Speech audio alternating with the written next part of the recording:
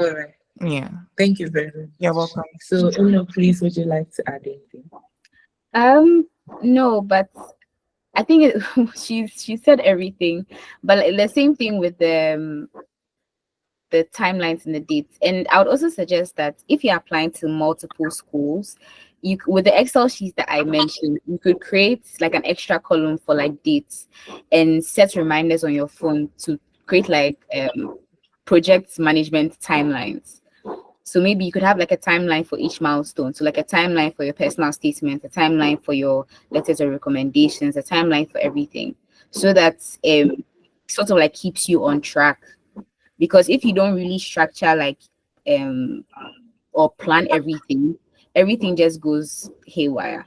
So I think that's what I would suggest. And also just because an application says that they accept applications on rolling basis doesn't mean that it should give you time to relax. You should also try as much as possible to apply early and as international students so that you can turn in your visa early. Yeah, Yeah. that's I can say. All right. Yeah, Okay. Thank you I very much. wanted to just touch on Okay. the point Eno said about the visa. It's so important because right now we have a client who has gotten into Western and their program starts in September. And I'm like, okay, but there's like visa processing. You should always factor in that in there. It's super important. Like if you're applying to Canada, at least aim that, know that for 3 months you would be securing your visa. So try to like work that into your timelines. We get Ghanaian clients who are like, oh, like Shamima, get me out of the country as soon as possible. Like, I know you want to leave. I really understand. Trust me. But like timelines are there for a reason, you know. So some people will be like, oh, with the way the visas work, you probably need to leave in January. And they'll be like, no, Shamima, get me out by October. Like we work with like the government on these things in terms of visas. So like definitely always factor that into your process. Yeah. But I think that's about it. Okay. All right. Thank you very much. So now, I'd like to take us back to the checklist that we spoke about when we were discussing the first question. I just want us to briefly list some of the requirements when Mm, you are applying into graduate school or any other school. So, what are some of the requirements like the CVs, the personal statements? mm, Somebody was also asking in the comments, what is SOP? So, to briefly list I think someone these requirements and also tell us how to write a strong statement. I know that the SOP is statements of purpose. So, let's list them and then first talk about the statements of purpose. Then we can move on mm, to the next. Thank you. right. So, I think Okay. Eno can start with Yeah, this I know, one. yeah. If you Yeah, want to okay. list. All right. So we'll go through the list. So you want the application checklist. Yes. Okay, so we can go through the application checklist, then I'll go through the statement of purpose, then Shamima would show us a sample. Okay. Yeah. So the application checklist is it boils down to just the your GPA or your CWA, your GPA or CWA, or your academic standing, your CV, and your letter of recommendation, and occasionally your standardized test scores. So these four are very, very important. And one, can I say, one is not important than the other. They all work hand in hand and they should be all in synergy. I say this because you cannot put one information in your CV and it contradicts the information that you put in your statement. It doesn't have to like be different things altogether. It has to sort of like link together. So for the check, your GPA, your statement of purpose or your SOP, your letter of recommendation, and your standardized test scores. That one is optional, depending on the school either you're applying to and what they need. Lillian, have I been able to answer that? Yes, please. Yes. So now I think we can look at how to write a strong statement of purpose. Okay. So, like Shamima said, it's very important that you have to look at the requirements because Most people think of a statement of purpose as something that it's a big deal, but you also have to look at what the school wants. Because imagine writing a statement of purpose of about 1,000 words, then you get there and the school, especially for the UK schools, they can ask for as little as 500 words. It becomes like a huge problem because it's like you feel that you've finished and you've done so much in the essay. Then the school is now telling you to move from like 800 to like 500. So, like Shamima mentioned, it's very important that when you log in or you create your application portal, you look at what the school needs and maybe the program, the page length, the formatting, and everything. It is very, very, very important. So the first thing is you have to think of your statement of purpose as a love letter to your dream school. So I'm sure most of us went to senior high school and we wrote love letters to our boyfriends or supposed crashes or whatnot. So think of a statement of purpose to that. So you have to begin with an engaging introduction that speaks to your interest in a certain field. And I say this because most clients, especially because we are from a developing country, I've had a client ask me that, oh, she saw a friend of hers, her statement of purpose, and the person wrote about how they are, this is an exaggeration, but that's not what exactly they said, how they are poor and um they have only two they have a single parent and they can barely make ends meet and all of that, sort of like whine the graduates admissions committee. Yes, that can be used, but it has to sort of like link to your interests. Imagine you're going to do a course of data analytics. How does that particular introduction link to it? So you can do like an engaging introduction about how maybe for data analytics, how you got so interested in how Spotify is able to create end of year plays that you've done, the number of plays that you've done, the amount of time that you've listened to music. You could talk about that, or maybe you could talk about an interesting fact that sort of like relates to the field that you're interested in. So that's how like, but you have to sort of like hook the reader. When the reader reads it, it should sort of like give them a clear idea of where you are going and what you are going at. So that's for the introduction. So for the body, it has 3 sections. You have to explain the reason behind the institution or the school that you've selected. Why do you want to go to MIT? Why do you want to go to U of T? You would have to talk about that in detail. Now, the fourth thing, let's talk about your undergraduate and academic research experiences. Now, these have to be relevant to the course that you are doing. I say relevant because um if you're going to do a course in marketing, you don't have to bring an engineering project as a research experience because it doesn't relate together. Maybe you could talk about how maybe the project helps to increase marketing in particular organizations or whatnot. But if you just state that you are going to do marketing and you built a robot in final year or something, it doesn't really link and it sort of like disjoints the whole flow of the SOP. So under your undergraduate degree, you could talk about the courses that you've done, the projects that you've done, the classes that you took, and what you learned from it, and how it relates to the course that you want to do. And also, you can also use relevant work and volunteering experiences to support your interest in the course. So let's say you want to pursue a master's degree in electrical engineering. You could talk about your work in companies like ECG, Gridco, and you could also talk about volunteering experience, but it has to be relevant to the field that you want to pursue in.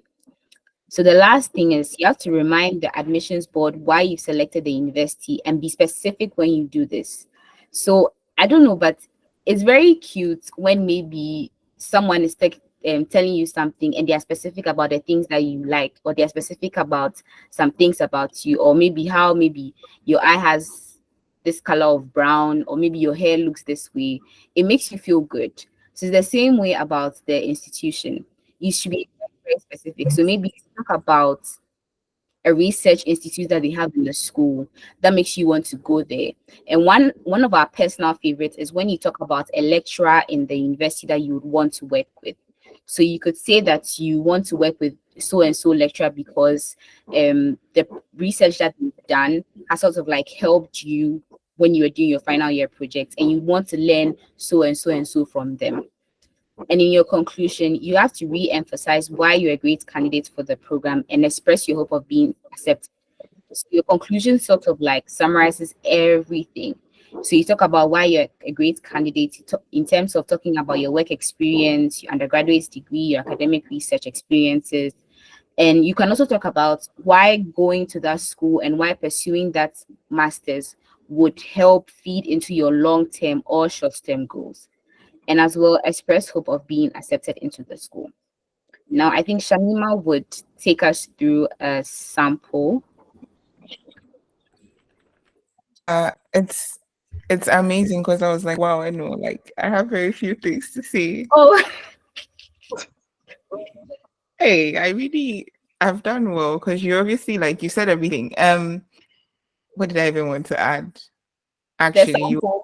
you were very expressive. Yes, yes, yes. I'll definitely add the sample, but I was just going to say touch on what you said briefly and say like I love how you began with like the SOPs are like love letters to dream schools because like that's something I said a lot. I think when I was training like our consultants, it's super important because I realized people aren't very detailed in their statements of purpose, and that's one thing I think really detracts ends up taking from your application.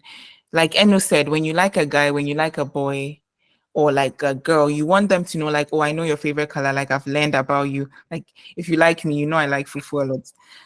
So it's like, if you like someone, you want them to know, like, you've really taken the time to learn them, right? So schools feel the same way. Like schools want to know you're in love with them. Like you're not considering anyone else.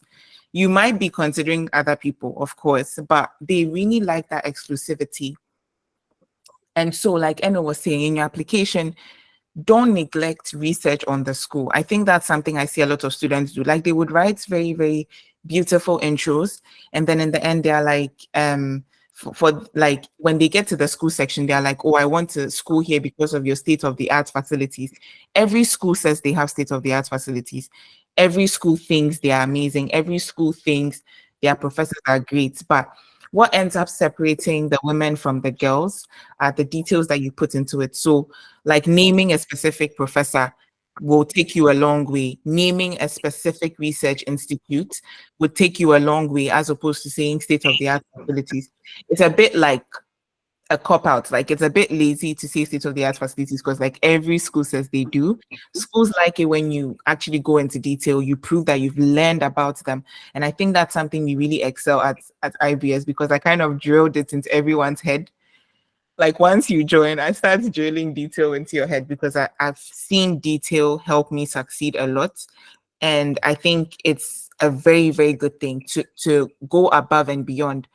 Um, when you really want something, I think doing that helps because you should bear in mind admissions committees are basically reading thousands of applications, if not more. What will set you apart? Right? You need to go above and beyond in some lights to do that. So I will be sharing my screen and showing you like two sample SOPs for inspiration only. So you don't go and sit behind like the computer and type the exact same thing because it will be bounced since it's already been used. But I'm going to share like two samples, kind of walk you guys through it and also kind of tell you why it was successful and like the results we ended up getting from that. There was a question. Does your experience have to align with the field completely? No, not necessarily. And I think I will get to that question when we are answering questions. I want to kind of take you guys through the sample now. Please let me know when you can see my screen. And no, can you inform me? Okay, I would. So I'm sharing the right thing. Can you see this? Um, I think it's still loading. it's Yes. still loading. All right, we can. Okay, perfect. Is it clear enough or should I zoom in? Like, is it okay? It's fine. Can everyone see? Okay, I'm seeing like Yes, that. I can see. I can zoom in from my end, so I think Okay, it's fine. Please But zoom you in. can zoom in a Okay, bit I will. more. I will. Okay. Is this better? Yes, please. Okay. Yes. So this is like a sample SOP. I put no, and I can't see the chat, so let me know if anyone can see or something. So this is a sample SOP. Someone has a raised hand. Oh, what's the question? Like, can we go through this first and Yes, then yeah. Okay. yeah, let's go through this first. So this is a sample SOP that I put together for the presentation. So like in the intro, and there are multiple ways you can begin a statement of purpose. You can begin a statement of purpose by talking about like, a broader trend going on in your industry. So, for instance, there was the Glasgow Impact, the Glasgow Pact, and then there was like COP26. So those things are about like sustainability, environmental sustainability. Now there is AI. We try to do a lot of exciting things with our SOPs. I remember there was a time when Spotify did the rewind thing at the end of the year. We kind of fit that into a client's application. So it's just about thinking outside the box. So if you look at the intro for this, we talk about a very basic thing about how electronic devices fit into our everyday lives and how it's basically integrated into our lives. I don't know about reading it because I'm like, but if you can just read the intro, like this one, and then I'm going to continue walking through it. So basically, this introduction, it's simple, but it also is very relatable. Like you see how we began. So to say our lives are dependent on electronic devices is an understatement. So basically, beginning like that, it kind of makes whoever is reading this pause and be like, like, where are you going with this? And that's super important. Like that pause is super important. You want your intro of your SOP to buy you time. You know how when you watch a trailer for a movie and you're like, this movie will be really great, like I'm going to watch it. Your introduction is a trailer to the movie that is your SOP. You want it to basically grab attention like right from the beginning for them to be like, okay, let's let them cook, like let's hear them out, basically. So for the intro, we picked something very relatable. We wanted the admissions committee to actually reflect, and I think there are comments. Let me see. Okay, people are just joining. So we wanted the admissions committee to actually reflect on how integrated electronic devices are in our everyday lives. This is a paragraph I really want you to pay attention to. So I'm going to potentially highlight. So right from saying, and this is another important point, every time you're about to end your introduction, you want to make it clear what program you're applying for and where the school you're applying for is. So you see here, we said, I've decided that the next milestone of my academic journey is to pursue a master's in electrical engineering, and there's no better institution to continue the pursuit of academic scholarship than Drexel University.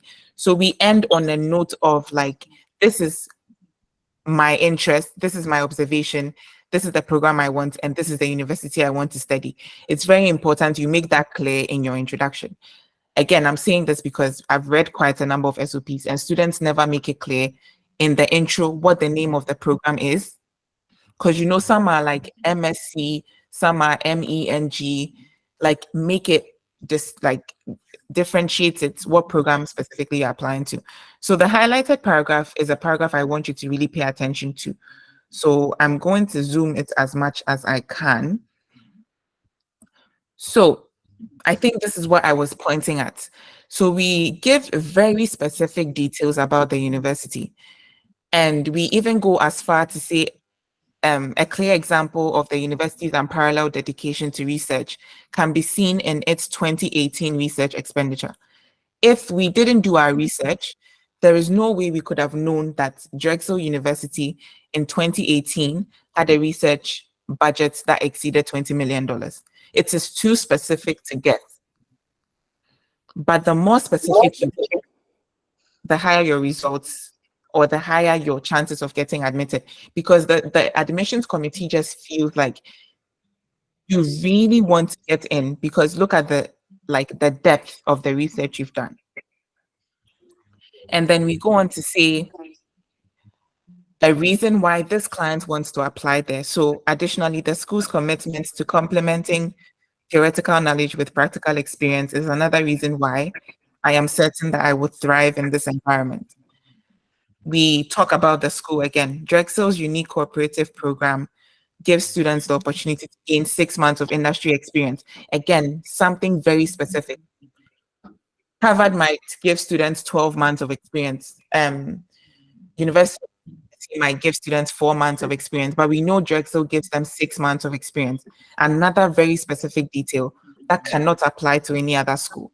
Again, this impresses admissions committee because it's like the level of the research you've done. Okay, I'm going to go to this point. So I also want you to see, as I'm sort of reading this, I also want you to see a kind of flow that SOPs have to follow.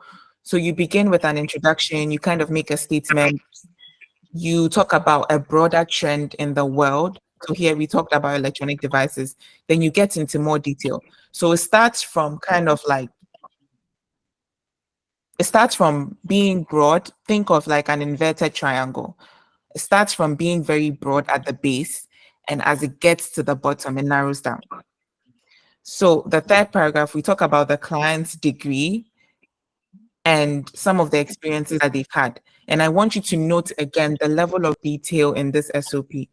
We talk about their project, we describe the project, we describe specific courses they've done in school, how that relates to electrical engineering. Like these details are super important. And we go again into research. One thing that is another point is in your SOP, try to make an independent statement about what it is you want to study. And you see this as a trend in the rest of our SOPs that I will show you. Like for the second one, we make a statement. So here it says the field of electrical engineering is a dynamic science. That isn't necessarily something we found on Google. It's a statement and a claim we made ourselves, and then we backed it up with proof. So try an independent statement all the time in your SOP. Because what that does is you are really showing the admissions committee that you've thought about your industry and you have an opinion. So I will show you a marketing statement after this, and you see we make claims like marketing, we use analogies. In your SOP, you want the people reading it to be like, oh, this person actually has thought about what it is they want to do. They understand the industry and they can form an independent opinion. When you've written an SOP, you should know that you aren't just being judged on how good the SOP, like the content, you're actually also being judged on your thinking. Remember, you want to get into graduate school. Graduate school is actually a level above undergraduate for a reason. They want to access your thoughts, like how do you plan stuff? How do you support statements with evidence? So you want your SOP to actually be proof that you are a good thinker. And I want you to pay attention to this paragraph as well. So we did external research. Like we mentioned someone called Klaus Schwab. So he's like a German economist, right? But I want you to pay attention to how we linked his thinking to electrical engineering. And I think this is really why we excel, just because like almost all our SOPs read like this, right? Like we go above and beyond. And I think that's something, if you work with me, like if I employ someone, like that's something they leave with, because I'm going to make sure like no detail is left out and that we've included as much as possible that we can include. So this paragraph also very, very, very important. And if I can, I'll potentially try and have this emailed to like attendees on Monday. I think I can ask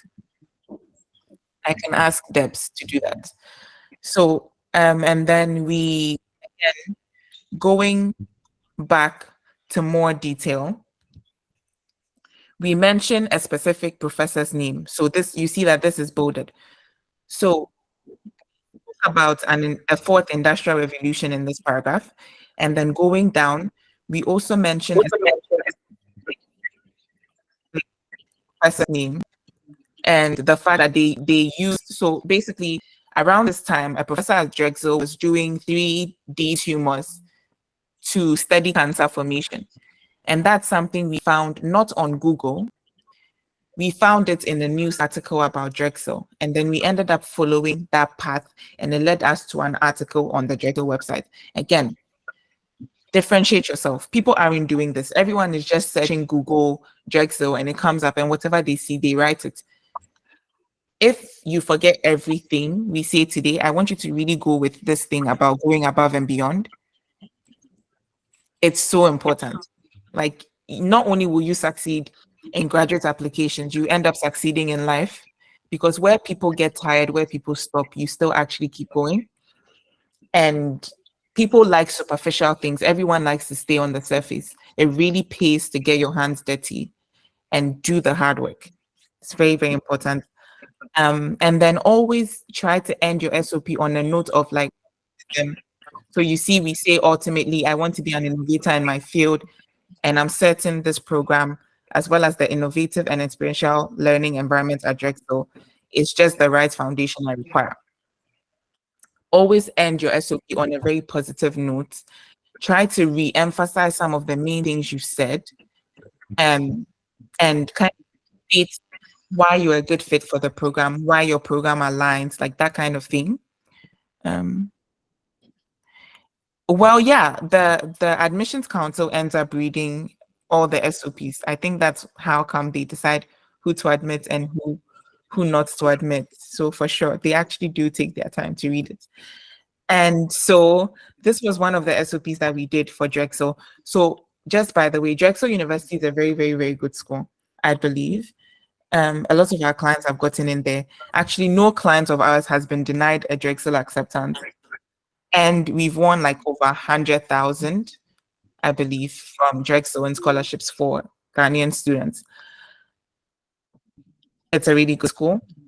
So this was the SOP for that. And I just want you to pay attention to those things that I said. So when I show you the second SOP, you see a pattern begin to form on what you should aim for in terms of your SOPs. This person actually ended up getting a dean's scholarship from Drexel, and then they got in.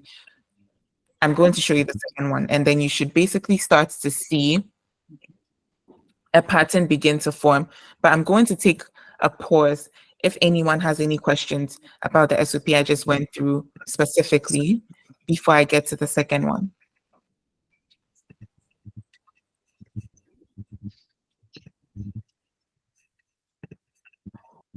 Or any kind of comments like, does that make sense? Do you get what I just explained? And do you have anything to add? No. Okay, I feel like I did a good job in that case. And I don't see any questions specifically, but yeah, I wanted to answer Pamela's question. Yes, they do go through every single SOP, because for us, most of our clients, they end up getting scholarships, and we don't even do a separate application for the scholarship. The school just gives them the scholarship based on the strength of the application. So again, writing a good SOP goes a long way. It really, really, really does. I'm going to get into a marketing SOP next. And I think this is the last one I'm sharing. And then we can, because the SOP, I'm very passionate about it. I think it's one of the most integral parts of your application. So I'm going to share that as well. And then once that's done, I think we can, if there's any other document you want me to talk about, I can address that briefly, and then we can ask questions, bearing in mind today is a Saturday. I know people probably have plans. So I'm going to share the second one. So this was for a marketing and is it strategy client? Your screen. Yep, I haven't yet shared. Okay. Yeah, I'll be sharing shortly. I'm just trying to make sure I'm taking away like identifiers, Yeah. so it's anonymous. And then they aren't like, oh, you shared my SOP. Yeah, I think I've done a good job. So I'm going to share my screen. And let me see when you see it. Okay. No, let me know actually. Can you see it? Yep, I can. Perfect. Okay, so does it say think back to anything you like? Yeah, it does.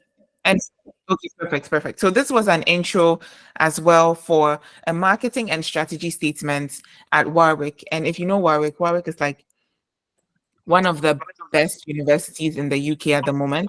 And I want you to see again this intro and how we eased into the essay. Again, standing out is very, very important to me and to our process in terms of IBS and what we do. You want to stand out right at the beginning.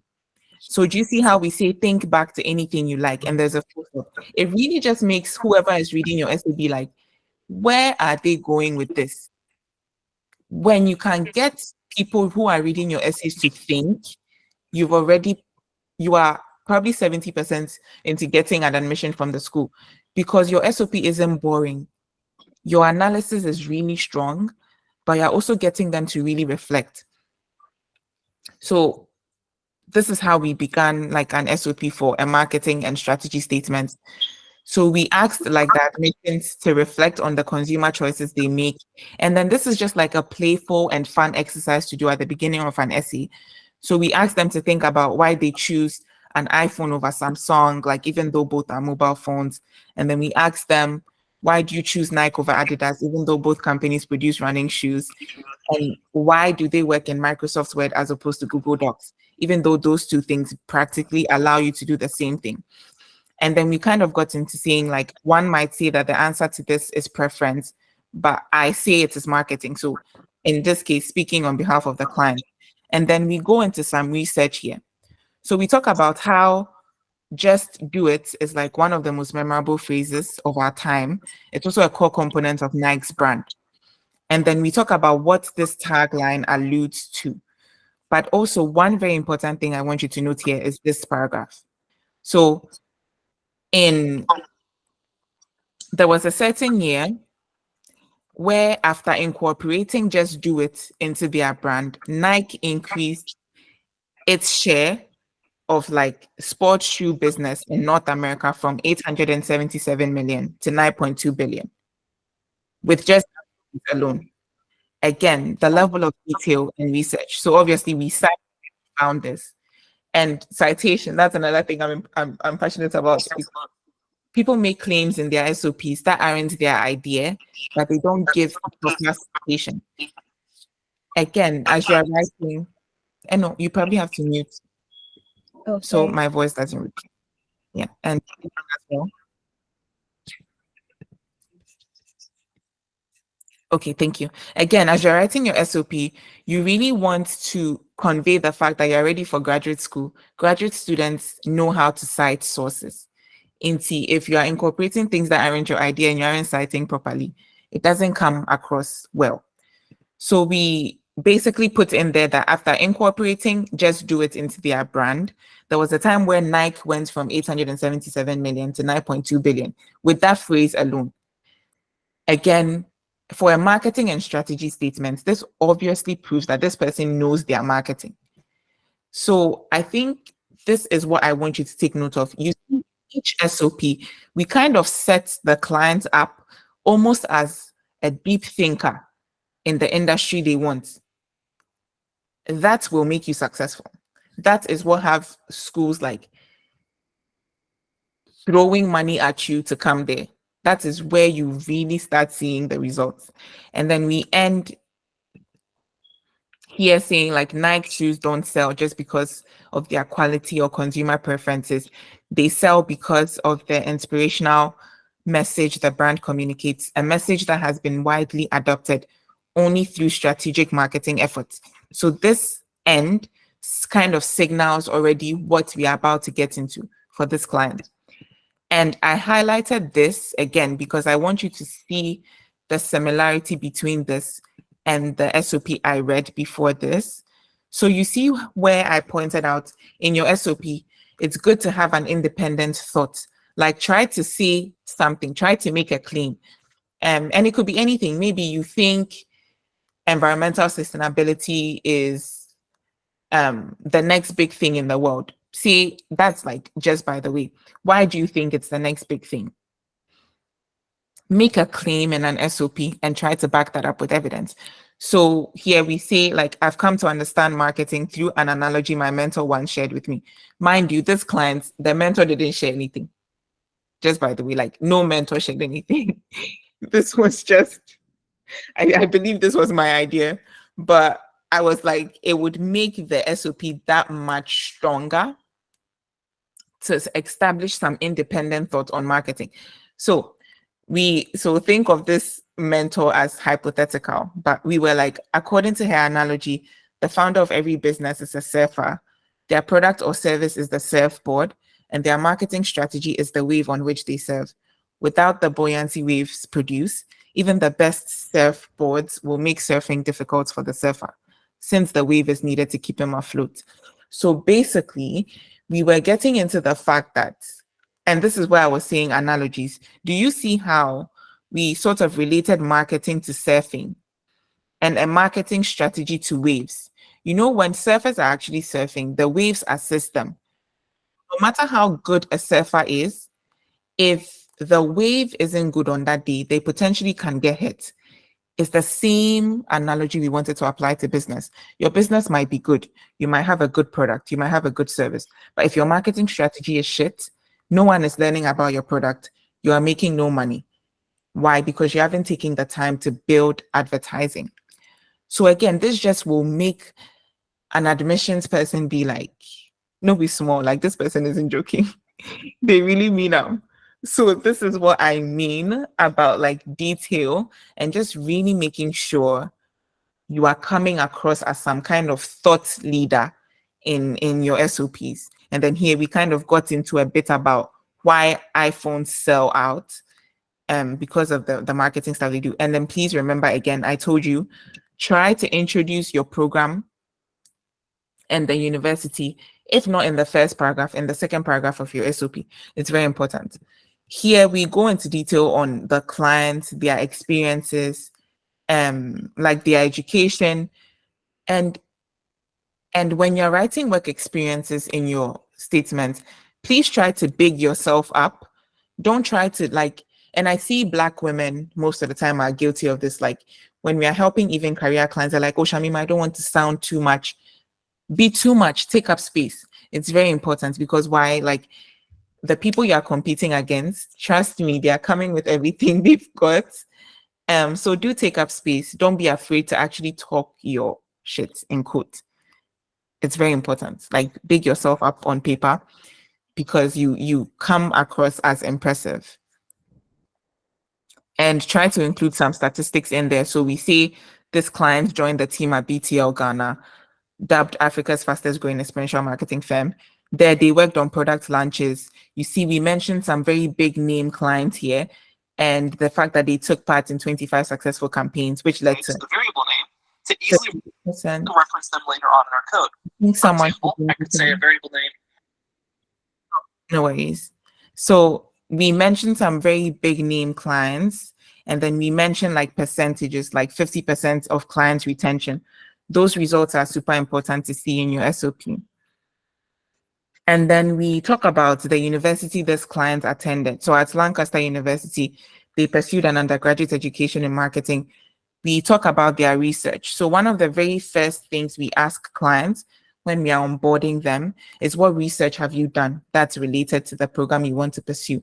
That's very important because you want to show that you can conduct research independently and that you really know how to like be concise and be brief in terms of, okay, what was your research finding? What did your research lead to? Um, and then, yes, I think I highlighted this section as well because it's very, very important because another independent thought was being made. But I want to point you to, again, you see, we mentioned a specific professor's name. It's unlikely that this professor is also at Harvard teaching the same course. It's unlikely this professor is also at like University of Ghana. It's very specific to Warwick. Again, think of an inverted triangle, a very broad base. As you read an SOP, it should be getting more detailed. If it's not, you're doing something wrong. Okay, so we talked about this professor. We linked, this is probably the point I will end on. Not only did we talk about the professor or mention their name, we linked their work to the client. So every time you look at professors on a university's page, you will find some of their work. If it's an electrical engineering professor, you find his work. If it's a marketing professor, you also find his work in marketing. It will be very good to be able to link whatever research you find to something you've done yourself. So if you found a professor who was, I don't know, using, say, let me see, like electricity to produce like farm tools or something. Say you are very passionate about farming. You even have a small garden at home. It can be something as basic as that. And just saying you read Professor X's research paper on how electricity can improve farming. Actually, you are a farmer yourself because you have a garden at home. You are very passionate about, like, you have a green thumb. You're very passionate about plants. And so that is what drew you to his work. It pays to always draw these kind of connections. Yes, but I think this is like as deep as I can get in a webinar. So I hope this has been helpful. Do let me know if you have like any specific questions about SOP. Okay, so there's a question. But yeah, I'm done. That's basically, Okay. if I was training employees, this is how I would train them. But like, yeah. Thank you. Thank Yep. you. Thank you very much. I promised everybody that we were going to go into details today, and Okay, so surely that is what we are doing. So I'm very glad that we are on perfect. course.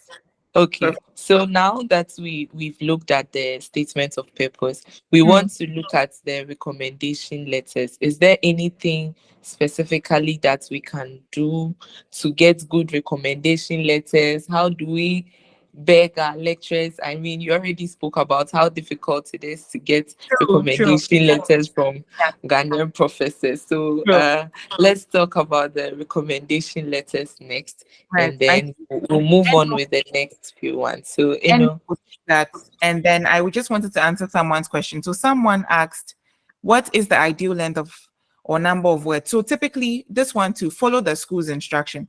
Sometimes Drexel will say they want about 700 words. When people say they want about 700 words, if you do 700 to like 850, is it possible to get a recording? Yes, I will share the document. I will. So if they say like 600 to 700, if you do 700, 800, it's fine. Try not to get to 1,000 if the school says 700. And so they will always give you guidelines. Sometimes they'll give you specific questions and they will say, answer these 4 questions each in no more than 300 words each. So when an instruction like that is given, aim to fit within the words. But honestly, Drexel, sometimes they're like 700 words. We finish writing and it's up to like 900. And then the client will be like, oh, Shamima, I'm scared. They might not accept me. But so far, no one has been denied admission. So I guess whatever we are doing is working. But yeah, try to keep your SOPs to a page and a half, no more than 2 pages. Because if they have to read 3 pages, it would be insane. But again, the fact that these are quite lengthy and still, so I didn't talk about the Warwick one. The client ended up also getting a scholarship into Warwick. Just again, because of the level of detail, a good SOP is a good SOP. Someone would read it. So yeah. And no, you can talk about recommendation letters. Hello, please, you're muted. Okay, Yeah. great. Please, can you see the screen? Yes. Yeah, I know. I see your screen.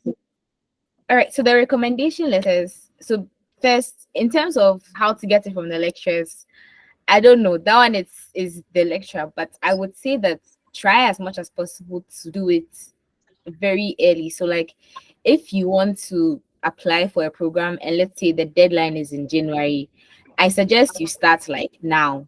So you start sensitizing the lecturers, you start telling them early because you have to keep on reminding them that, oh, you have to get it early, because at the end of the day they might, I've had some instances where a couple of my friends told me that, oh, they did turn in their application, everything was sorted all right, but the lecturer just kept on delaying.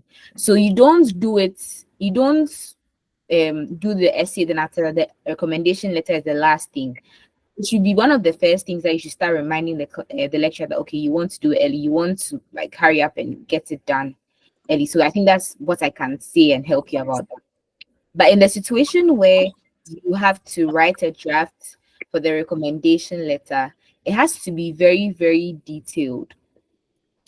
I've seen some recommendation letters and I'm like, wow, that's serious because it's just copy and paste, just normal things. Okay, the person was a student in my class, blah blah blah. That's it. But it has to be very, very detailed. So the first thing about the recommendation letter is um for the address. So for the first thing is it should be to, I think we have a sample on our Instagram. So to the PhD and admissions and review board at so and so university. That should be the first thing aside the date. So you see how if you write a letter, you write your date and all of that. So instead of writing your sender's address, there's no need to do that. So at the right hand side of the page, you would put your date there. And at the left hand side, you write to the PhD or master's admissions and review committee at so and so university. Then at the bottom, obviously, you do your. So the title should be Letter of Recommendation for Miss Inobuama Oseyenchi, boldened and all of that. But you don't do DSA and all of that. So the next thing is you have your introduction. So your introduction should briefly describe how your professor or employer knows you. So you can state that okay, um so this is my name is what about, or you don't have to state the name, or it is with pleasure that I recommend Inobuama entry into the Masters of Electrical Engineering program at Warwick University, and she was my student for this amount of years. So maybe she was my student for 4 years, and you can talk about any extra detail. So the extra detail can be the courses that they taught you. So let's say they taught you 3 courses in second year or final year, or if they were your mentor or they were your academic supervisor or your project supervisor. I know the whole mentor-mentee thing doesn't really work in universities because of the numbers and everything.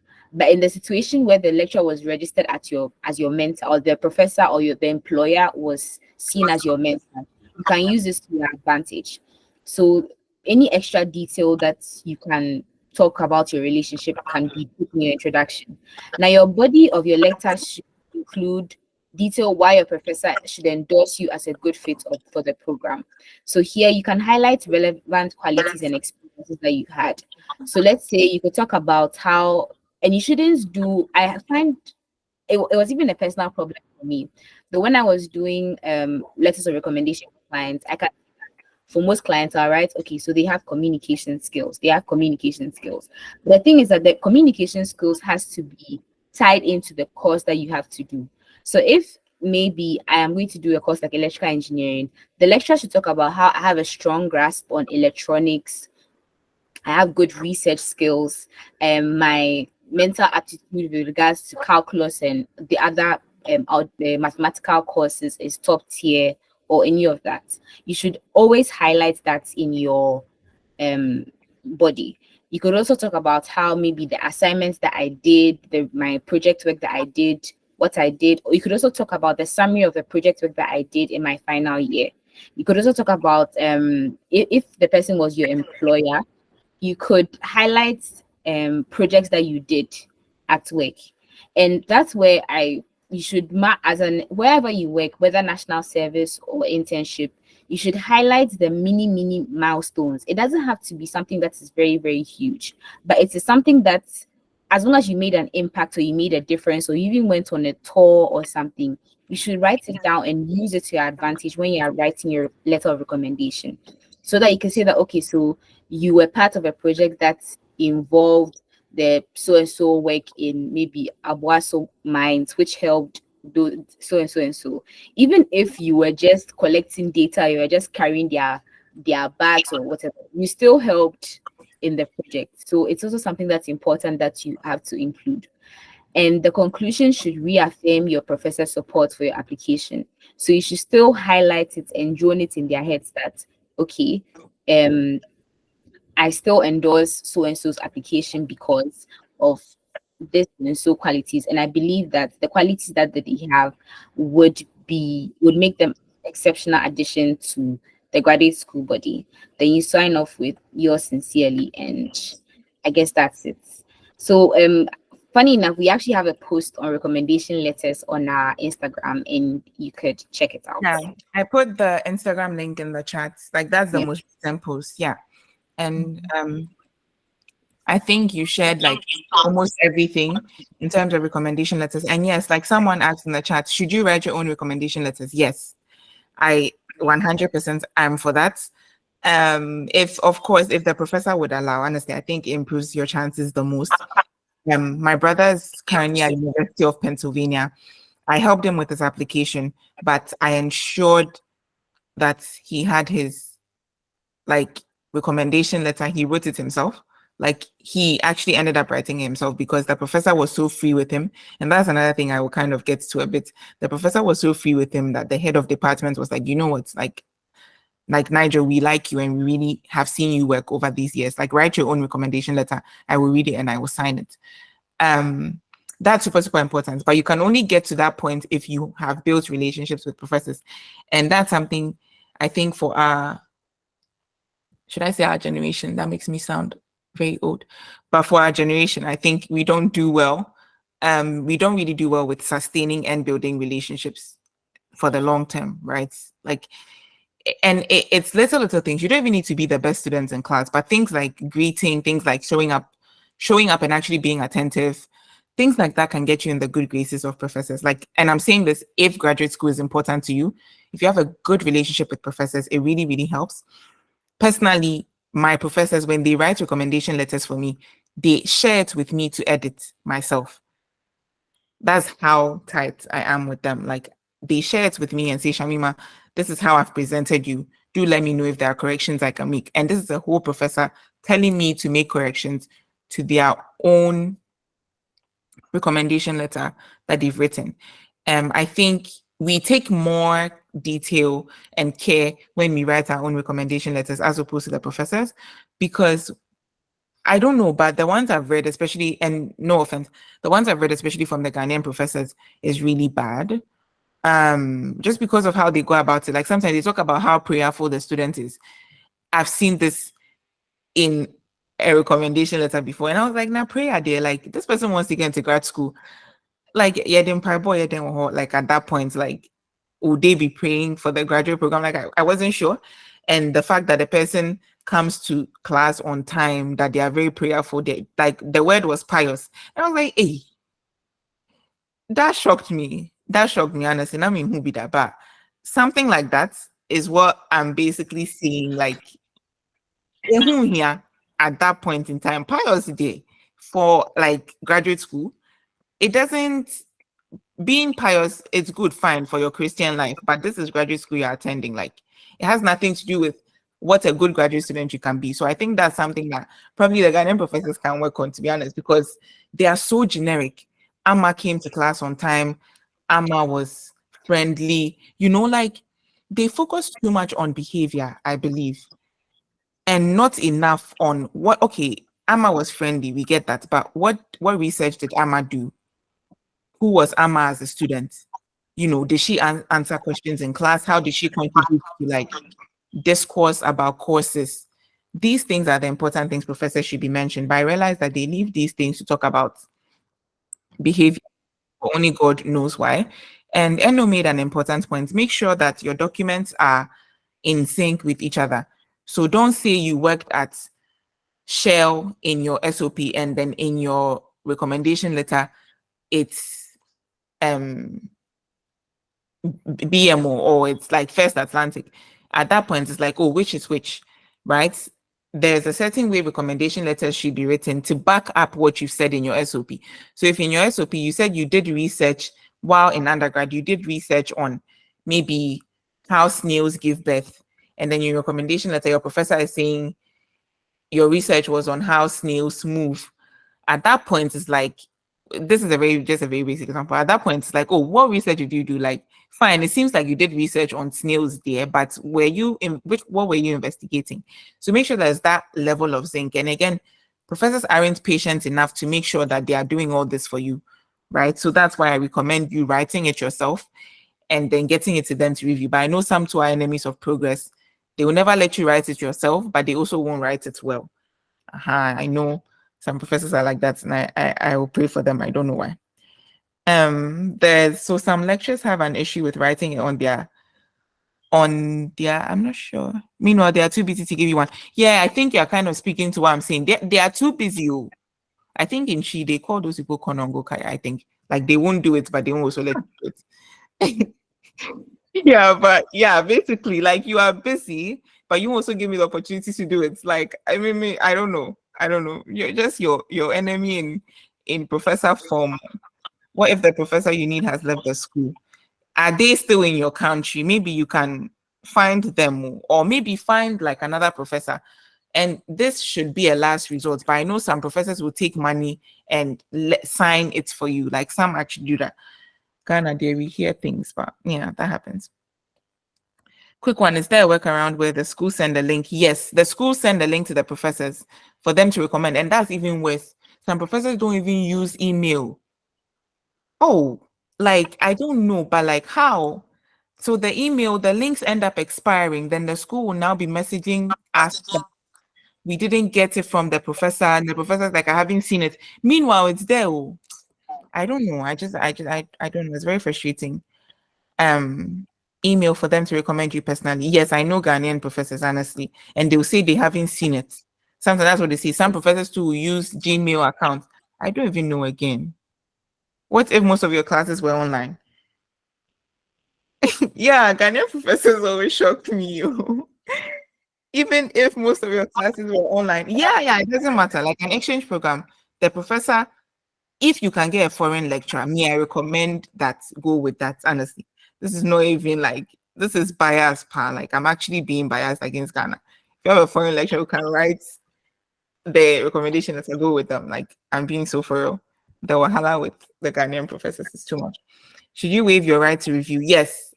Waive your rights. Yes. I think it helps when you waive your rights because then they know that you had nothing to do with it, even when quote unquote you've actually wrote it yourself, but you're actually still like, oh, I'm waiving my right to seeing.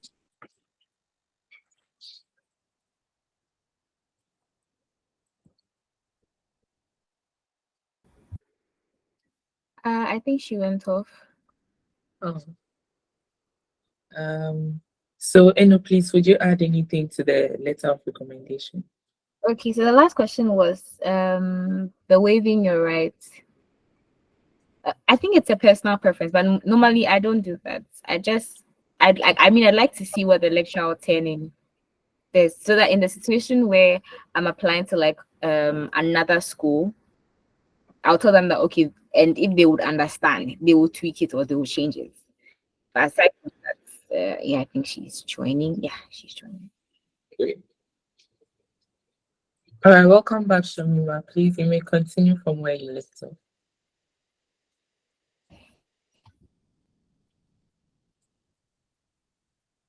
Is she? Oh, I said Hello. that. Hello. I said Yeah, that. and Does can you anyone? hear me? Yeah, I can hear you. Yeah. Okay. Okay. I was saying, please waive your rights. It's super important. My laptop went off for some reason, but I'm charging it. I think it just turned off. So yes. And was there another question? No. Okay. So what's the next thing? What's the Okay. next Now we we need want to to talk talk about funding.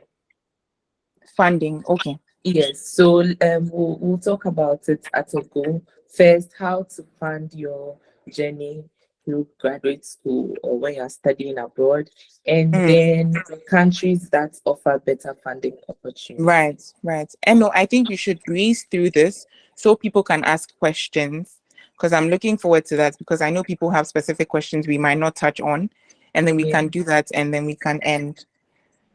There's fufu to be eaten. It's Saturday. Can you? I know you can get to All it. right. Okay. So Yeah, I can hear you. basically, if you're interested in funding, I would suggest the US. Yes, the US is not like a really good place and everything, but I suggest the US because the US affords more funding opportunities like graduate assist. So the thing is the first list is obviously scholarships. So scholarships can be merit based. Merit-based scholarships are my personal favorites because you don't have to put in an extra application for it. They literally judge you based on your whole application. So they look at your application and just give it to you and say that, okay, yeah, good. So we'll give you funding. All right. And the next thing is that's the merit-based scholarships. But the other aspect is sometimes you have to put in like an extra application.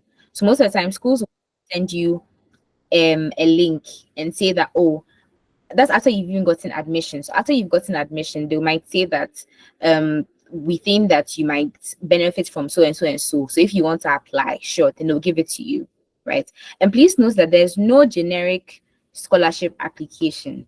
There's no generic scholarship application. It's not just one essay that you can use for all applications. No, every school and what they look out for when they're asking you to send in a scholarship application. Sometimes it can be something that you can use to like help your country or something.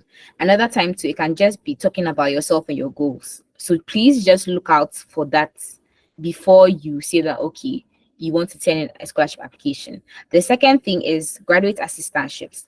Now, most people believe that graduate assistantships is just teaching. No. So I even found out yesterday. So there's graduate assistantships, there's graduate research assistantships, and there's graduate teaching assistantships. So graduate assistantships is when you have it's not something that is not a responsibility that involves teaching. So it just involves like various like jobs on campus. So there was actually a client of ours that got a graduate assistantship of about I think $1,000 a month or a year. I don't know.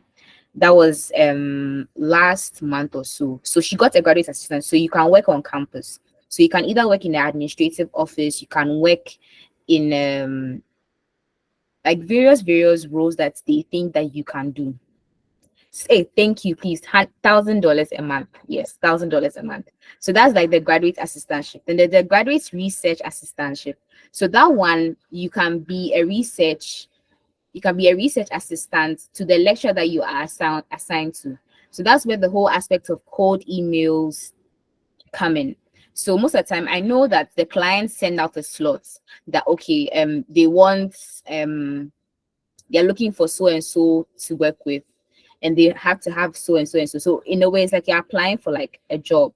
So in that situation, you'll be paired up with the lecturer and you'll be working with them in their lab, helping them with research. And you don't necessarily have to be a PhD candidate to be like a research assistant, even though some is most likely preferred that okay, you have to be a PhD candidate.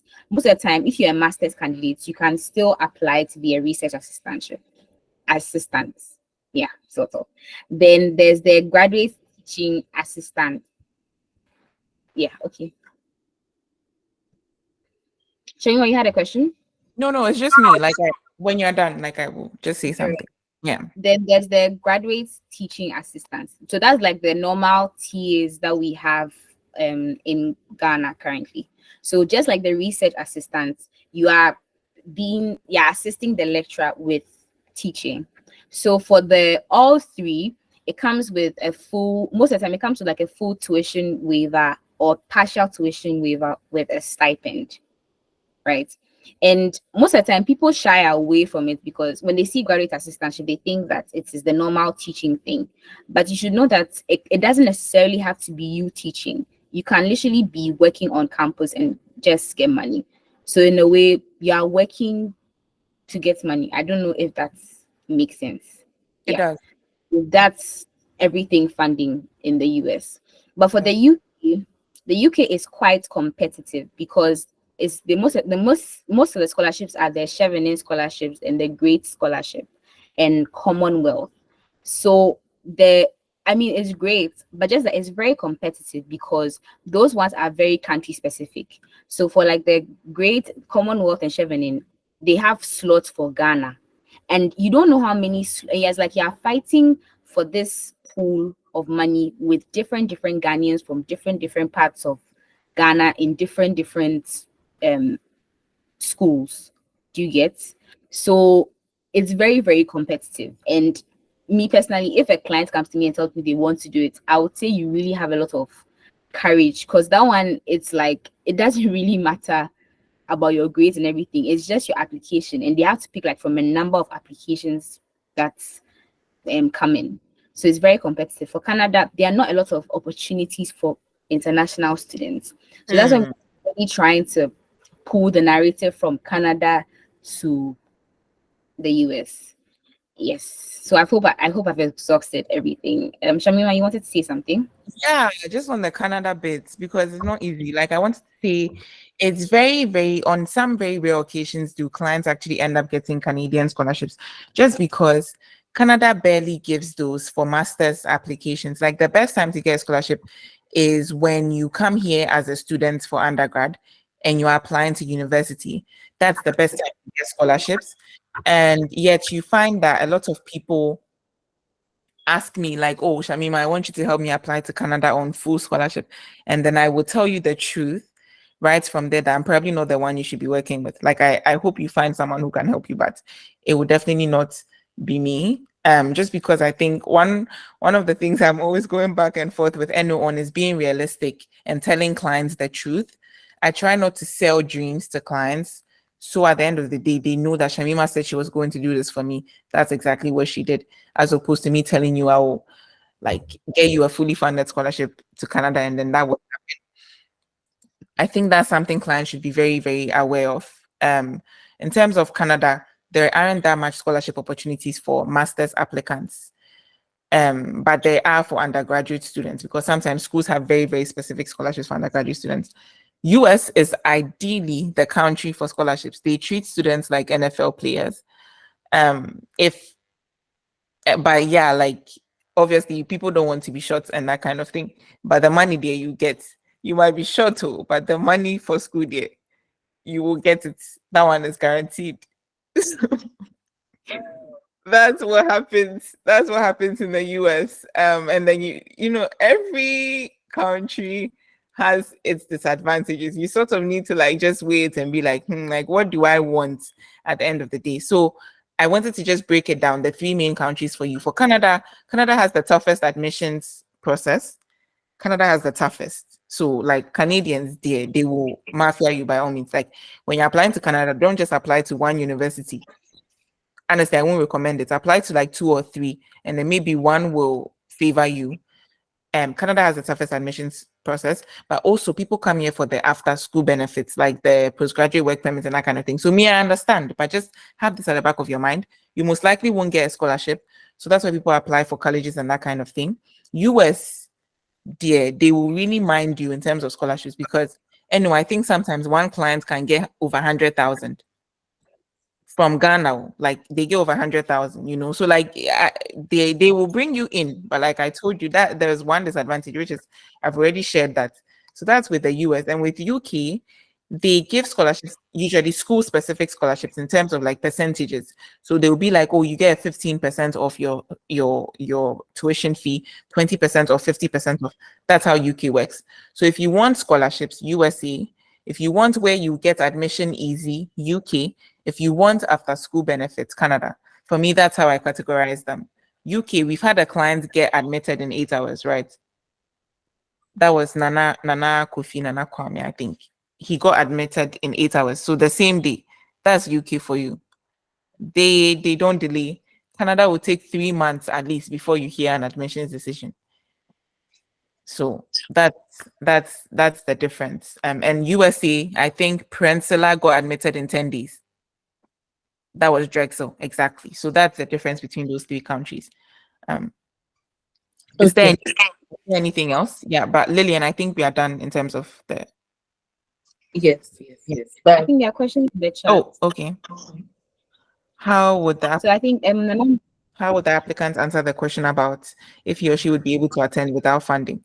Honestly, I think you should be honest though, because at the end of the day, like if you say yes, who are you? If you say yes and it's no, who are you lying to? Like I think you should be honest about that. And for USA, if you want to go with USA, then find schools who have very, very affordable tuition.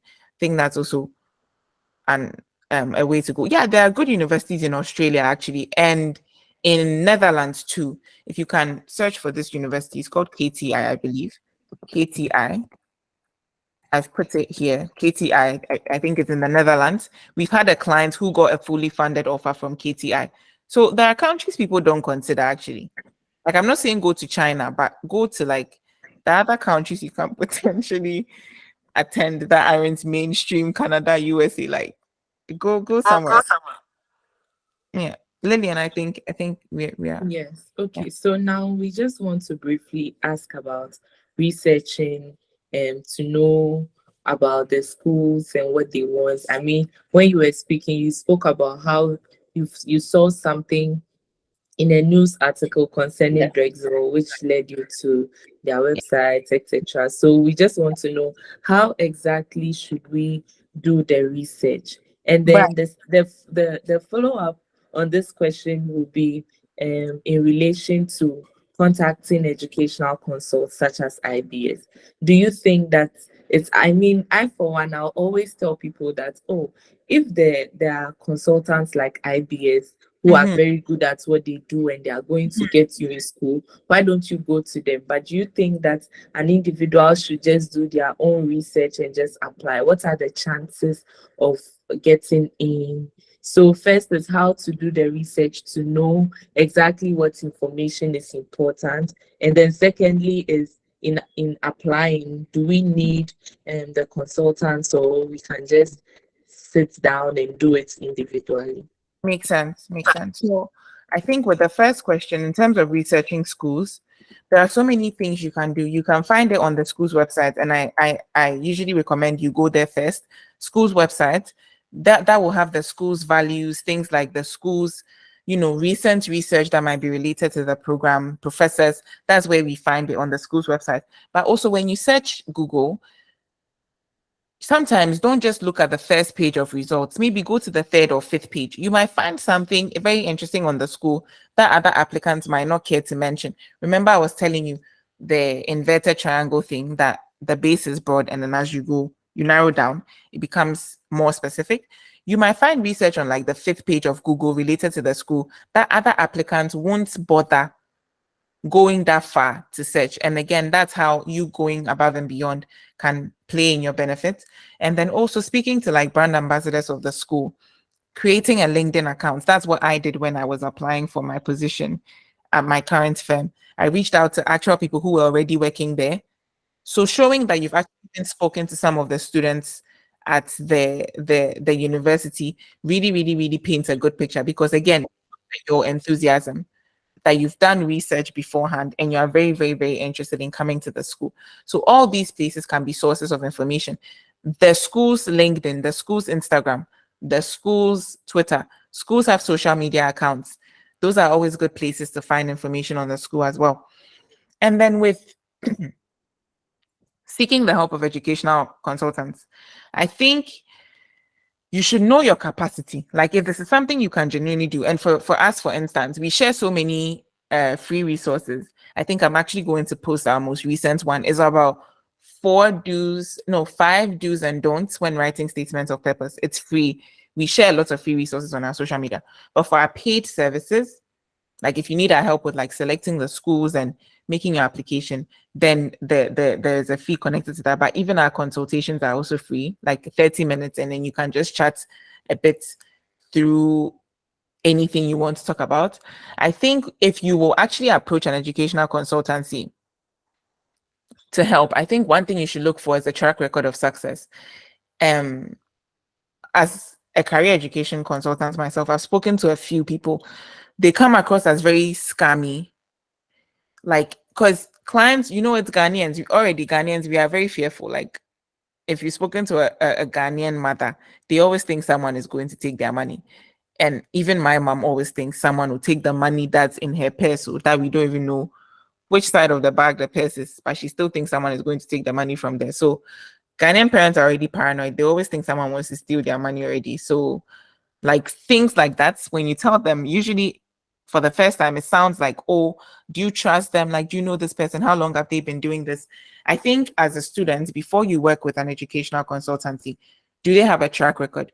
Does whoever founded it have an online presence? Have you seen them do this? Have you seen some of their work? You can even ask, can I see some samples of things you've worked on? Um, Maybe what is like your LinkedIn? What is your acceptance rate?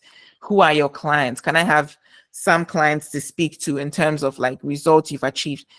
The more questions you ask, if the person isn't genuine, they will begin to fret because it's like, oh, why are you asking me so many questions? Just send me the money. Most of the time, that's the focus. Like, just send me the money and let's get started. But I think when you meet someone who actually cares for clients, cares about their results, you can tell. And that's something I would always advise clients to look out for. The track record and just how they treat clients as well. So the other day I was telling someone this and they were laughing because they thought I was joking. Currently, I'm in about 3 family group chats on WhatsApp. 3, because I've taken the person's money and their mom and dad are like, they hope I'm not a scammer. Right? We've taken their money. Their mom and dad are like, they so let's say Mr. There's one family called Obing. So what I do every day is I'll update Mr. Obing of the application and I'll go and update Mrs. Obing as well. And then I'll update the daughter who has booked me too, because I'm taking their money. So you understand, like being able to do this obviously shows me personally, I have nothing to hide. Like there's nothing that I can't inform you of. If you want success rate, it's there. If you want clients, it's there. There are clients who will speak to you right now and tell you like, oh, I've worked with them. And there are people who have families we've worked with. So like, I personally have nothing to hide. But that's where, again, I think we set ourselves apart because for everyone that works with me, I tell them that the client always comes first. And so people might think it's a very crazy tactic. Like, why am I in a family group chat? Like mother, daughter, and father. But like, I really don't mind if that's what will give the clients peace. And if that's what will get the parents to trust that, honestly, for me, I really just want your daughter or your son to actually get into a good school. I don't mind doing that. So you should always look for transparency, I think, an educational consultancy. I don't hide my results and I don't hide the people I help. I think that's very important. Okay. All Yeah. right. Thank you. Thank you Okay. very much. So, do you think that um, by coming to IBS to help me with applications, does it take anything away from me? I mean, I'm a student. I should have been able to write my own personal statements and other things, but I'm going to a consultant to help me write. Does it take anything away from me? I personally don't think it takes anything away from you. Sometimes the only reason why clients, like the only hurdle might be like, oh, Shamima, I actually like don't have the finances. And then for that, we offer like payment plans. But I think it's a very humbling thing to recognize you need help with something. So I see, and this is something I see on Twitter a lot, it's like, oh, why don't you just write to yourself? Do it. Like, why don't you actually do it? Like, because they're like, why don't you write it yourself? Like, there are things online to help. Okay, yay. Like, you see, if it easy do like that's the thing. It's not as ABC as it seems, right? Because people usually think, oh, it's like you're like, oh, you understand English. Okay, put it on paper. Like this is why this is someone's job. Like, why is it that when people Get those apply? reactions for me. Why is it that when people are applying for jobs, why do they hire career consultants? Because like it's English. Cover letter, it's English. Resume is English. I haven't personally seen anyone type a resume or cover letter in any other language. So why don't you go ahead and do it? But the thing is that expertise is needed. Do you understand? That's why people master certain crafts their whole lives so people can come to them and consult them. So that's very, very, very important. Me, I personally think if you can go ahead and do it, fine. Me, I share free resources all the time, and people actually end up using those free resources and getting into those schools. There's a lady who got a job at Passport Canada. I didn't do anything. She just downloaded our resume handbook. There's another lady who won scholarships, I believe, in 3 different schools. All she did was find our SOP, and use that sample to get in. So yes, there are always success stories with people who do it, but if you recognize you need the extra help, you don't know what to do at all. For me, I don't think seeking help, there's anything wrong with that. Like And this is not just even within this call. In the USA, consultants, families will pay you as high as over $100,000 just to get their kids into Ivy League schools. I think education is important. If you can afford to actually get the help you need, please do, honestly. So I always see those kind of comments and I laugh like it's just English, like the school will tell you everything you need. Okay. Yeah, so I think if you can get the help, definitely get it. I don't think it takes anything from you as a student. Plus with us, and we value this as well. We don't write it for you. Like we don't just put words on paper and say take it and review. There are many things you do, and I think Ghanaian clients don't like that because they're like, Shamima, that's why I've paid you, do the work. And I'm like, no, then take your money. Because if you Yes. think you will pay us and it's like we now need to like do everything, because what we do is Eno will send you an info sheet, you will fill it with your CV details. And even before we get writing and we get started on writing an SOP, we ask you very detailed questions on why you want this school. So we require you to do your part as well to help us help you.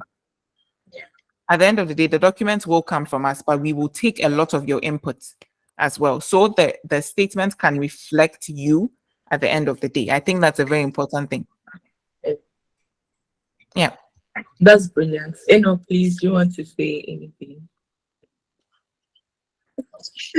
Eno simply wants to say if you be easy, do so. That's what I know. That's what Eno wants to say. I can see the word coming out of her mouth. Okay, so thank you very much. We are going to enter into the questions and Yes. answers zone, and we Thank are going to make it very briefly. But Yes. I just want to remind everybody here that IBS, who we are interacting with today, are an educational consult, and the team is ready to help you with resume writing, CV writing, applying for schools, etc. So just follow IBS Consulting on all social media platforms. We are going to share the link to their website as well, so you know what IBS is about. And then in future, when you have questions or when you need help, you just contact them with a few CDs or dollars, and then you get the work done. So yes, we want to enter into the questions Question. and Yes, thank you. I've also answers. shared a store where we have like free resources. Like the resume handbook I mentioned is there. There's a scholarship resource. It's about 30 or 25 pages. Like I'm always asking the team to work on very good free resources, honestly. So it's all available to you. Like there are so many pages in there. It's all available to you. Yeah. Thanks. Thanks, Clara. So yeah, please questions. I think there are already questions. Fortune. Yes, we do write the SOP on behalf of the client, but we work in a very collaborative process. There are about is it 4 or 5 SOP questions? About It's 4, right? it's about 4. Yeah, there are Yeah. 4 SOP questions we ask clients, and we always ask them to literally send us a Word document with their answers of why that school, why that program. And when you send the answers and it's not detailed enough, we will bounce it and ask you to write it again. Because I realize some clients will write something like, why this program? They'll be like, I want to be a giant in my field. What does that mean? Please. So we will ask you to write it again, send it to us, give us more details so we can do our best in terms of SOPs. Yeah, so we work very collaboratively, and you will also be having access to the SOP, tweak it, recommend, what should be changed. Do you think it reflects you? Do you think we can do more in terms of reflecting you? Do you think you can give us more information? So we work with a lot of detail about the client. I think that answers Fortune's question. Can you apply to a totally different field? In your undergrad, you studied a business course, but you want to apply for a master's in the tech field. Well, that really depends. If you've done some programs in tech that are related, or you have like a tech certification, or you've had tech jobs, it would be good. Like if you can align with that, that's perfect. But if you have like no sort of background, then sometimes it can be hard because they will be wondering, okay, well, what are your, what are you standing on to say you are interested in tech? it will be hard to justify. And justification is a very important thing in a graduate school application, especially for Canada. If they see that you did hairdressing and now you want tech, hey, your visa, it's unlikely because they're like, oh, you are coming to stay. If they give you the visa, you won't go back. That's what they'll be thinking. So they won't give it to you. So it's very, very important to kind of get some alignment between what you did in school and what you want to apply for. Please, could you let us know the price list and the packages available? Please, the pricing is on the website. So marketing at IBS, the link is there, and then you find all our packages and their pricing, and we offer very, very flexible payment plans. Okay, good. So there was another question. Please, when can we find the recording? I think Clara will handle that. So I'll speak to my marketing manager and she will make the recording available. I think Josephine has had a hand up. Oh, I'm sorry. Yeah. Josephine, please, you can speak. And I think Sumaila as well. Yeah. Hi, can you hear me? Yeah, I can hear you. Okay. You just mentioned something about alignment. Sure. Yes. So let's say you did a course in maybe sociology, politics, and then you have experience background in marketing, and you want to do a course in gender studies. Are you saying that's not possible, or how do you link that into your SOP or even when you're applying for a visa? Honestly, and I'm very real. That's why I'm going to give you this advice. But people might say, oh, why am I saying that? Sometimes you can lie. Sometimes just lie. Like, please. Because not every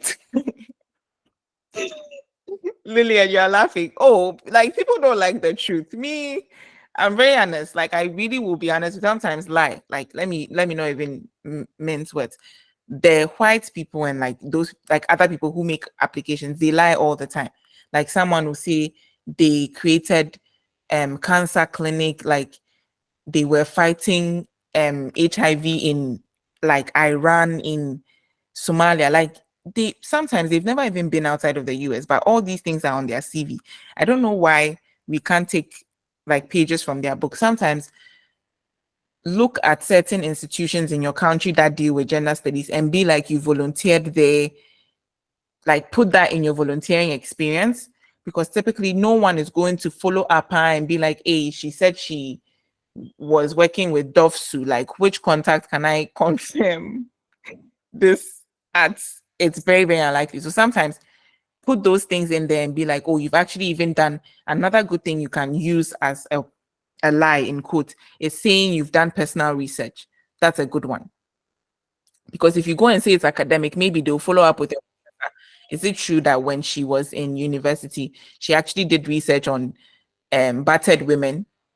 But if you say you did your personal thing, does anyone have your history? Like, can they say submit your computer history?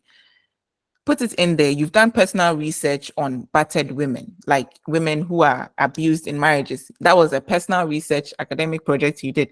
And then you provide some information about it. And then you talk about it in your SOP. So do you see how you are aligning yourself with the program, Josephine? Yes. Even though your background is different. So it's about being creative sometimes, honestly. That's the honest truth. It's about being very creative sometimes.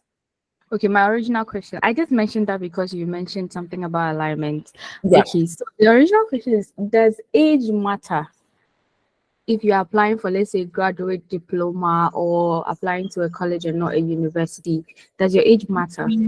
Honestly, I think anywhere from like our age 20s to like 35, 40-ish is fine. When you're like 50, 55 and you're applying for a diploma, I don't know, maybe it might come across as some way. But yeah, I think anywhere from like our age to 35, 40, we have clients as old as 40, right? Sometimes 35. Yeah, we do. Does that answer your question? Yeah. And I think Henry also has but Sumaila first, because like that's the Okay. other hand I saw. Yeah. Okay. A very wonderful good evening to all of us. Thank you. I'm a I'm a level 300 communication student at Wisconsin University. Mm-hmm. Actually, I'm a security officer, and I have done so many diploma courses. I Okay. overheard one of you mentioning criminal justice. Yes, that was me. That was what I wanted to pursue when I finish my degree and then do masters in that criminal justice. Mm. I've been doing research on that subject matter, but up till now, I'm not getting any of these schools in Ghana. I don't know if personally, if you can maybe direct me or maybe give me some of these universities outside that does Right. this course. Yes, please. Okay. Can you put your email in the chat? I will probably reach out to you and provide like, is there a specific country you're looking at? Well, actually, if I get Canada, US, or let's say even Germany. As for UK, so it's just not a country of my choice. So and Okay. it's a personal reason. I don't want to be stingy or a greedy person. So I don't want UK. Okay. Okay. If you can provide, if you can provide your email, I will reach out. Oh, but Um, why laughing? so you said you don't want to be stingy. Why? People in the UK are stingy. Someone has done the, something to you. the taxes imposed on them are too much, so they end up being Oh, stingy because they don't release money to yeah. relatives. Okay, 14 more things. It's true. I hear that. It's true. Please put your email. I'll reach out. I'll reach out about the schools in Oh, Canada. And yeah, yeah. Even my okay, university, I'm pursuing a criminal justice program and I know it's really good. So please provide your details. okay, please. Okay, thank Yeah, you very much. you're welcome. You're welcome. Henry, I think that's like the other hand that's up.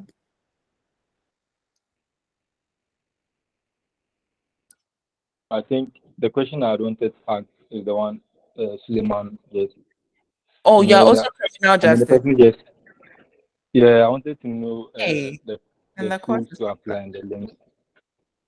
Okay, Please, okay. can you come So again? can you, I was saying the course, it seems popular. Can you also put your email in the chat and then I will reach out to kind of Oh, ask.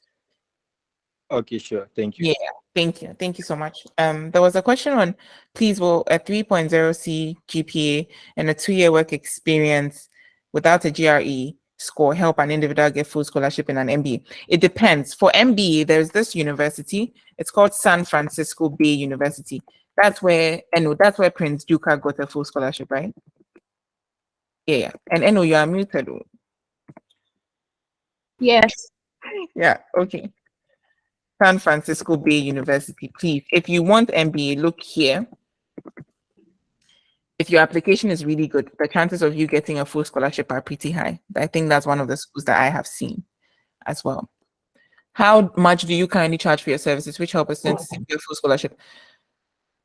So first off, our services, the website has been provided, like if you look at the chat, but also I want to clarify something. Sometimes people will be like, oh, Shamima, do I pay more if I want a scholarship? No, you don't pay more.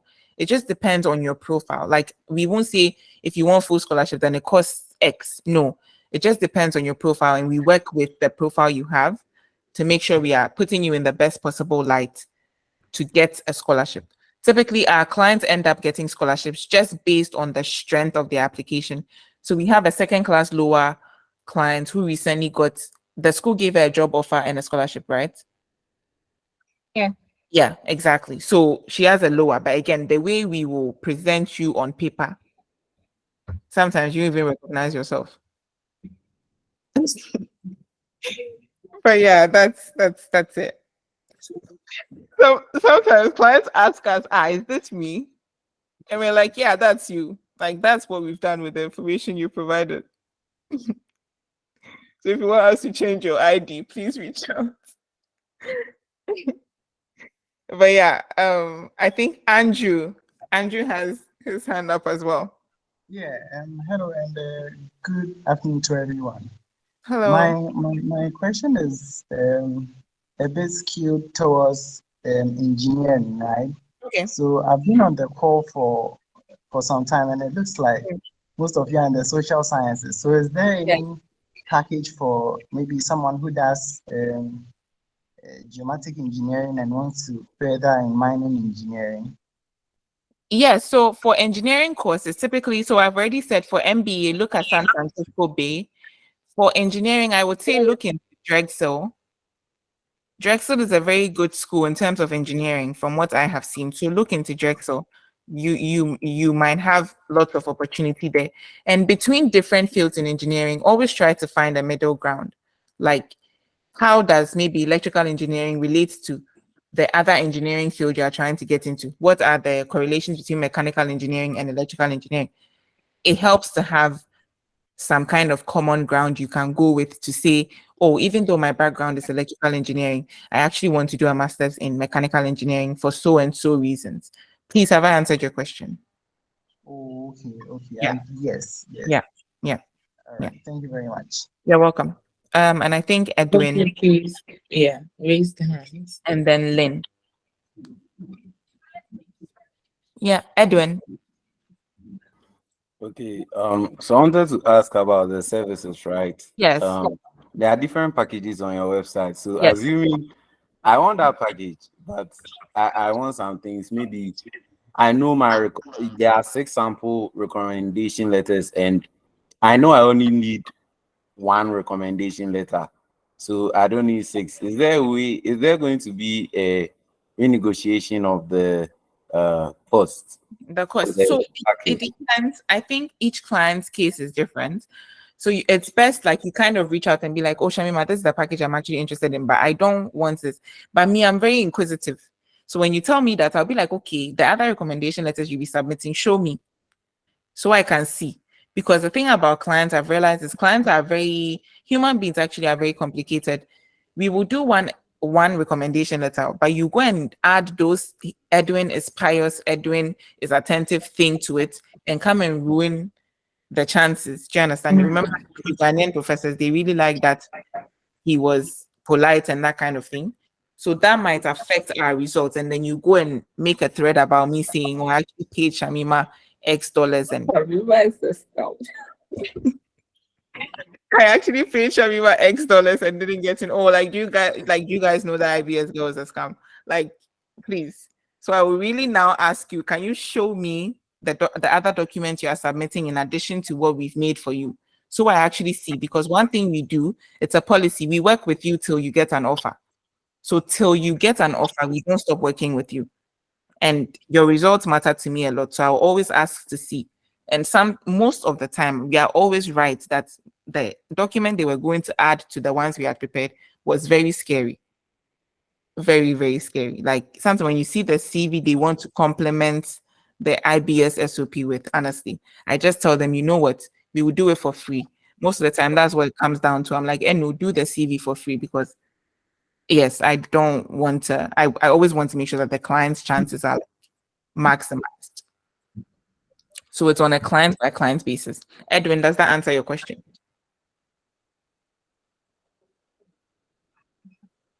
Edwin. Yes, it does. Yes, it Okay, does. perfect. And I think the last person is Lynn. My fufu will be cold, I bet. So Lynn, please.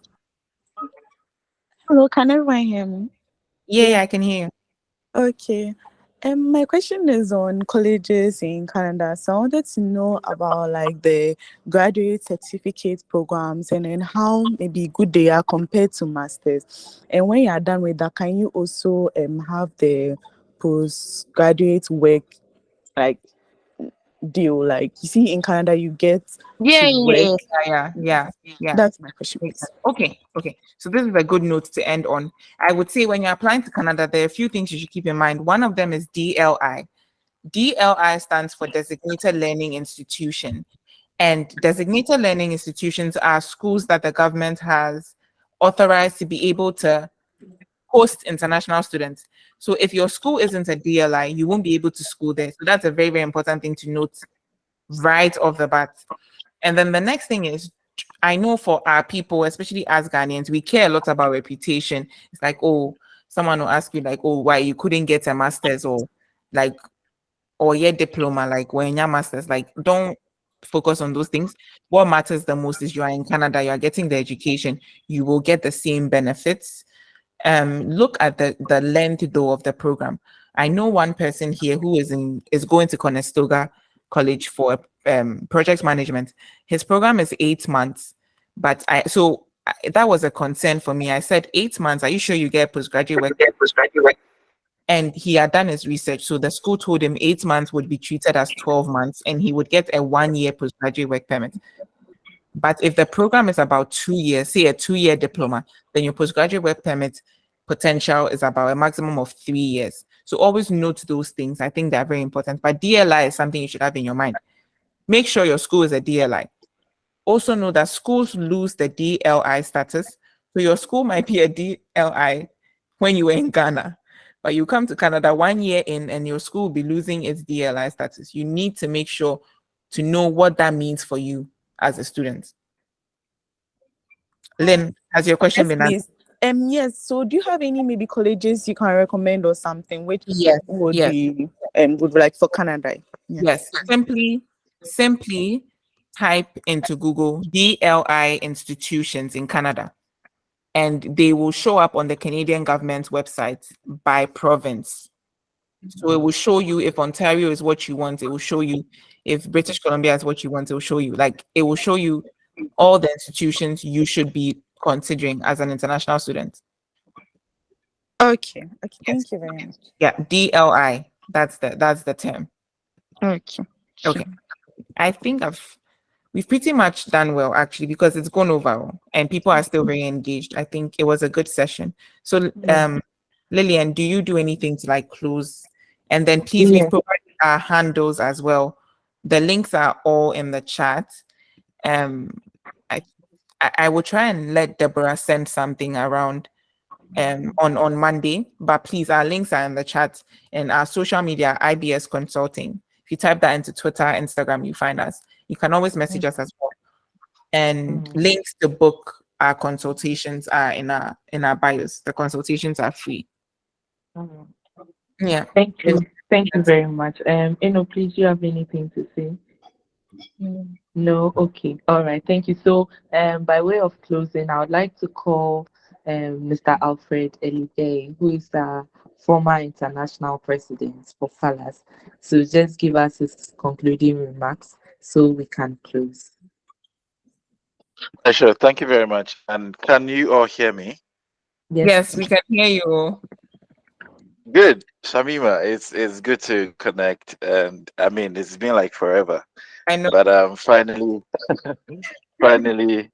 yeah. And yes, those of you in Falas who do not know, Shamima was also the former programs coordinator for Falas in Canada and North America, but she just left us. But I'm an honorary member, please. I'm an honorary yes, member. I know that. So oh, did you say ordinary? No. That is not true. Oh, honorary. Okay, Yes. good. I get it now. All right, sure. So I think that three things I took. First, admission. You Yes. think of the UK. If you want scholarship, think of the United States of America, and also an after-school benefits. Then think of Canada. I mean, these are very amazing ways to put it. So Yes. I think that this presentation brings to memory the statement that one of the greatest challenges in this world is to have enough knowledge to think you are right, but not enough knowledge to know you are wrong. And I think that that is actually what encapsulates people's graduate application, thinking that they are doing something so right, not knowing that they don't have enough knowledge to know what they are doing is entirely wrong. And so I think the presentations today brought to light some of these things that we have to, take in our boxes when we are making these graduate applications. I've always known Shamima to be a powerhouse, doing amazing with IBS Consult. Little did I know that there was. Little did I know. Oh, but that's true. That's true. That's true. Little did I know actually that you have created another monster in Eno Buama. Oh my word! Like she was talking, and I'm like, wow. Honestly, I mean, I've also been very surprised, like you have been. Oh wow, that's Yeah. amazing. That's amazing. I mean, see, so to put this in perspective, just so you know how successful this event has been, we've had Professor Darren Johnson from Howard University, we've had Harvard fellows here, we've Yeah. had Penn State University fellows, among other fellows who have also spoken at such events in the past. And we haven't had as much engagement like the one that we've had with you and Wow. IBS Consult. Yes, we've had not had as much engagement, comment session, and even people raising their hands to ask questions as much as you do. Sometimes we even have to ask questions for on behalf of the people of the participants. I mean, but there has been such a compelling and brilliant conversation. I think one word sums it all up, and that is erudite. You guys have been amazing, but I Thank still don't subscribe to what a man can do, a woman can do better. I mean, these are two women killing it right here, and it's really been amazing. So I think that it's been very detailed. You've indeed Yeah. showed that you are Yeah. masters of your craft.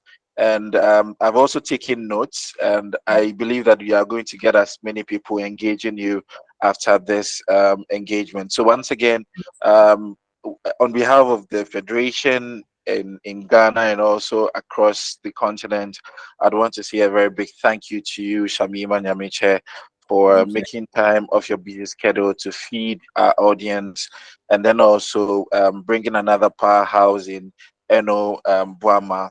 Great presentation.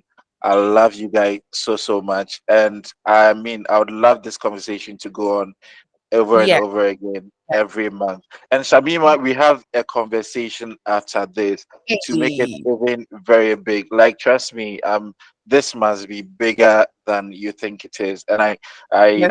I think I have some conversation with you. Maybe after your fufu, Yes. we can Yes. It's a yes see must. how we can scale this First. up to the next But level. So please, just a quick one, please, just a quick one, if you are permitting. Yes, please.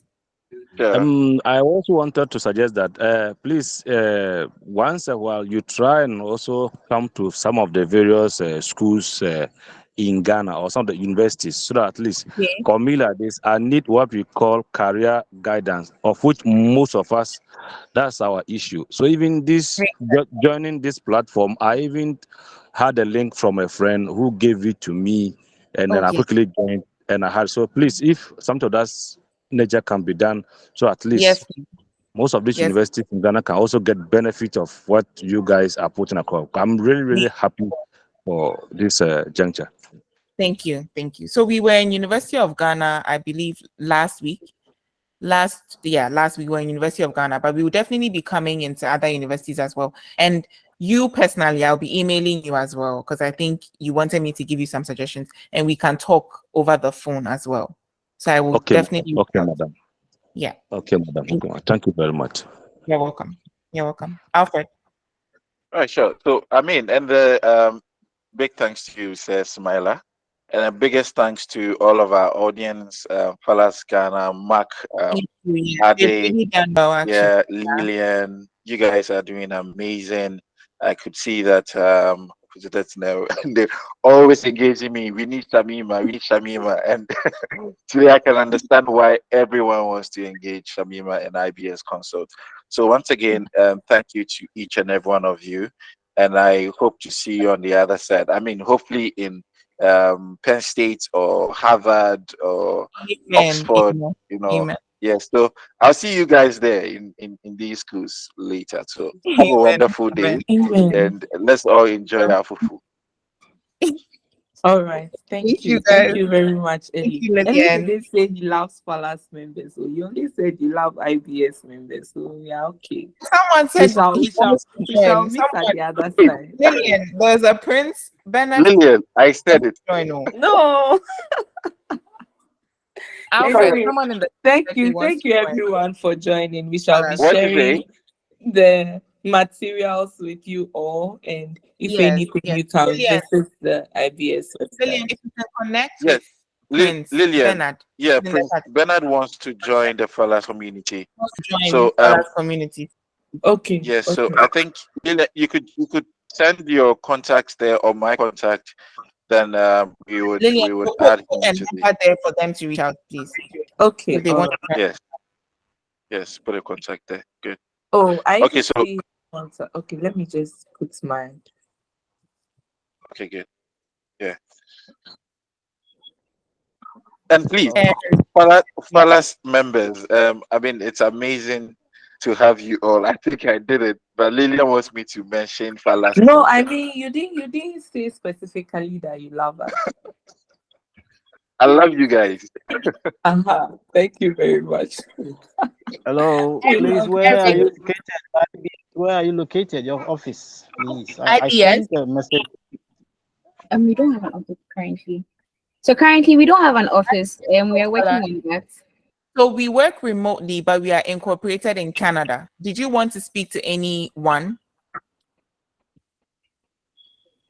Yes, I want to do, but not now. Okay, so can maybe you can leave your number, we can call you. Oh, okay, then Or I think I'll do that. yes, Can I do that in the chat yes, box? please, yes, please. And can you take the number? We will reach out to you. Okay, thank you. Yes, yes, yes. But next year we are hoping to. I think it's one of our plans to get storefronts in Ghana. Yes, yes, we actually want, since that's where I grew up. We want an office there, so that's in the works. But you can put your number in the chats, and we'll definitely give you a call.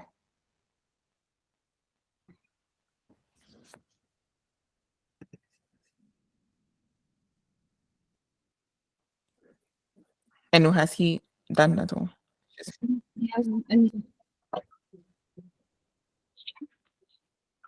Okay. Please take the number. Thank you. Okay. Done. Okay. Perfect. Okay. All right. Okay. Okay. Thank you so much. Thank you, guys. Thank you. I hope everyone enjoys their weekend. We did, and we will. Thank Okay. you. Have a Bye. nice Bye, weekend. everyone. Bye. Bye. Bye. Bye. Bye.